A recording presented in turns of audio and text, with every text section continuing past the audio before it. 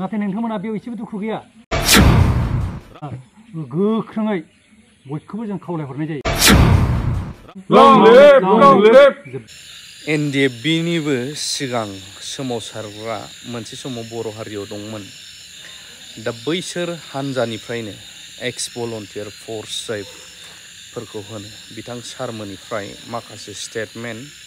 खुगाजों बुंथिनाय आरो फरायथिनाय दिलीप सयकियानि सायाव गोख्रोङै जाय समाव मोनसे समाव बर' हारियाव पाइप गानजों उरायहोग्रा होननानैबो बहुद नाम जादोंमोन पाइप गान होनोब्ला मा होननानैबो सोंथि सिखारोमोन जाहैदों बै समावहाय गोबां खामानिफोरबो मावबोदों हारिनि थाखाय बैसोर सारमोननिफ्रायनो माखासे मानि बिथांमोननि फिन दा आफाद महरै एक्स भलन्टियार फर्स बिथांमोनहा दङ दा बिसोरो माखासे बिबुंथि होदों जाय समाव दिलीप सयकियाया गोबांथार ट्राइबेल बेल एन्ड ब्लक आरो 6 शेड्युलनि बाथ्राखौ लानानै खोथा बुंदोंमोन बेनि सायावहाय नायलांनो हागोन दिनै आं अल बड' एक्स भलन्टियार फर्स अर्गानाइजेसननि सेन्ट्रेल कमिटिनि जेनेरेल सेक्रेटारि जानानै लोगोआव बाक्सा डिस्ट्रिक्टनि बिबानगिरिफोरखौ लाफानानै आसाम स्टेटनि एमपि लोगोसे अल आसाम स्टेट बिजेपिनि आफादगिरि बिथां दिलीप सयकियाया बावैसो सान सिगां बिटिसिनि सायाव थाखानाय बर'फोरनि जा ट्राइबेल बेल एन्ड ब्लक आरो 6 शेड्युलनि हा हुनि मोनथायनि सायाव जाबायदि आरजाथावै आरो जोबोद दुखुनांथाव राव आरो खायसे मोनथावथाव बिबुंथिखौ प्रेस मिडियानि गेजेरजों रायजोनि गेजेराव फोसावनानै होलांबाय बे बिबुंथिनि सायाव जों अल बड' एक्स भलन्टियार फर्स अर्गानाइजेसननि सेन्ट्रेल कमिटिया गोख्रों रावजों सोंखारियो आरो दुखु खालामो प्रेस मिडियानि गेजेरजों दिलीप सयकिया बिथांनि बिबुंथि होनाय रावा थोंजोङै बर'फोरनि थाखाय थामहिनबा गासै ट्राइबेल सुबुंफोरनि थाखायनो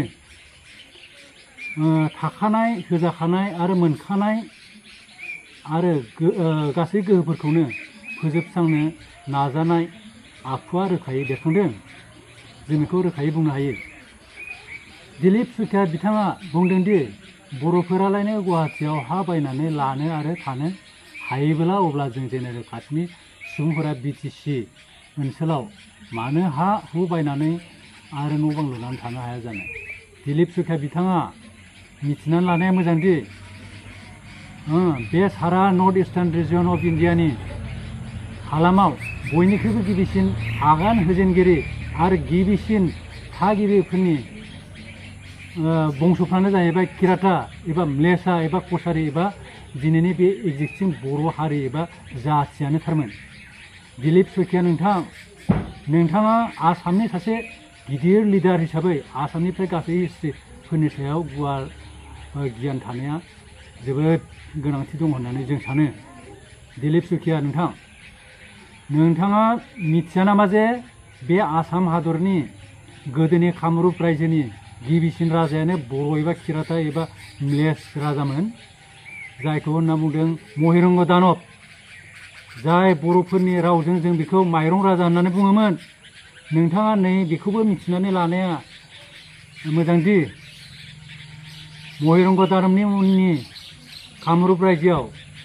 रायजो खुंगिरि जेसेबां राजाफोर दंमोन बिथांमोना गासिबो किरात एबा म्लेसा एबा कसारि एबा बर' बंस'नि गोजामोन जेरै मैसो राजा जायखौ माबाफ्रा जेनेरेल कास्टनि मानसिफ्रा बुंदों महिषासुर नारखो राजा जायखौ जेनेरेल कास्टनि मानसिफ्रा बुंदों नरकासुर बान राजा जायखौ बिथांमोना बानासुर होनना बुंदों आरो भगदत्त बायदि बहुद राजाया 101 जन बर' राजाफ्रा गोदो रायजो खुंदोंमोन बे कामरुप रायजोआव बिथाङा बेखौ मोजाङै मिथिना लाग्रोनाया मोजां दिलीप सयकिया नोंथांनियाव नैबे गियानाबो जोबोद गुवारै थानाया मोजांदि ब्रिटिश खुंथायनि समाव जेब्ला आसामाव गिबिसिन हा हुनि जुरिब खालामदोंमोन जेब्ला खालामजेननाय जादोंमोन जुरिबखौ बै रेकर्डखौ दाबो जों बोदलानानै नायोब्ला सारा सोरगिदिं गुवाहाटिनि नोगोराव बर' गामिफोरखौनो बुंफबजोबनाय मोननो हागोन दिनैसिम गुवाहाटिनि गासै थागिबिफोरनि गावबा गावनि प्लटनि लेन्ड रेकर्डफोरखौ जुदि जों नायनो बोदलानो थाङो अब्ला दाबो नुगोन जोङो बर'फोरानो 80% बर'फ्रा बे गुवाहाटिनि हाखौ फानजोबदों गुबुन हारिनो बेखौबो नोंथाङा दाबो बोलाना नायनो हायो दिलीप सैखिया नोंथाङा अब्ला जों बर' हारिया बिटिसिनिफ्रायसो गुवाहाटियाव जों हा बायनानै थाहैदों ना बले बै सारा गुवाहाटियानो बर'फोरनिमोन नोंथाङा बेखौ मोजाङै दांग्रोमनानै सिग्रोमनानै नायनाया मोजां ब्रिटिशफोरा गोदो गोदायनो जोंनि बर'फोरनि हाल सालखौ नायनानै 1886 इं मायथाइयावनो ट्राइबेल बेल्ट एन्ड ब्लकखौ दानानै होलांखादों मानोना ट्राइबेलफोरखौ जेनेरेल कास्टनि मानसिफ्रा जिबायदि नाख्रेबबाय सिबोदोंमोन जिबायदि जोख्रेबबोदोंमोन धंसनि लामायावसोमोन बे बाथ्राखौ नायनानै ब्रिटिशफ्रा जोंनो बे पावारखौ होदों नाथाय नोंथाङा बेखौ दिनै सिफायनो थाङोबा बोरै जानांगौ जाखो होमबा नोंथांनिया गोसोआ बर'फोरखौ धंस खालामनाय नामा दिलीप सैखिया नोंथांनियाव नैबे गियानाबो गुवारै थानाया मोजांदि अनलि गुवाहाटि नोगोरनि गेजेरावनो गोबां ट्राइबेल बेल्ट एन्ड ब्लकफोर दङमोन जेराव आसामनि थागिबि जेनेरेल कास्टनि रायजो खुंगिरि बिथांमोना नन ट्राइबेलफोरखौ इलिगेलि एनक्रस खालामहोयै मेजरिटि खालामै बे बर'फोरनि ट्राइबेल बेल्ट एन्ड ब्लकफोरखौ सेजोबनानै लादों आरो सिफायजोबनानै होदों बेखौ दिनै नोंथाङा खुसि जायो जों मिथिगौ जेनेरेल कास्टनि गासैबो खुसि जायो नाथाय नोंथांमोना बेयाव एसेबो दुखु गैया नाथाय जों जे थानोबो जायगा गैया बर' जाथिया बे आसामनि गिबिसिन थागिबि जाथियावबो जों थानोब्ला जोंहा जिख्लाबसे हा गैया बेखौ नोंथाङा मिथिगौना मिथिया जेराव बिब्दिनो बिटिसिनि दिनैनि दिनाव थाखानाय ट्राइबेल बेल्ट एन्ड ब्लकफोरखौबो आरो 6 सिडिउलनि राइटखौबो बिथां दिलीप सैखियाया फोजोबस्रांनोनो नाजादों बेनि बिथांनि जि राव बुंनाय बे बुंनाय रावा आसलते ट्राइबेलफोरखौ फोजोबस्रांनाय आरो 6 सिडिउल राइटखौ फुरा स्क्रेप खालामनायनि बादि जेबो नङा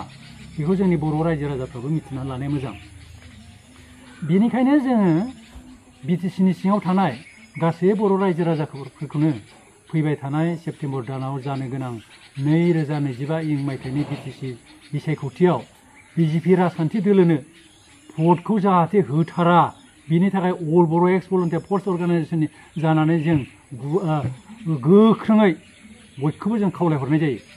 जाहाथे बर'फ्रा बिजेपिनो होआ मानोना बिथांमोननो होनाय माने बिथांमोना जोंखौ सिख्रेबगोन बेखौ मिथिनानै लाखानाया बर'फ्रा बिराद गोनांथारसै आरो बेजों लोगोसेयावनो जोङो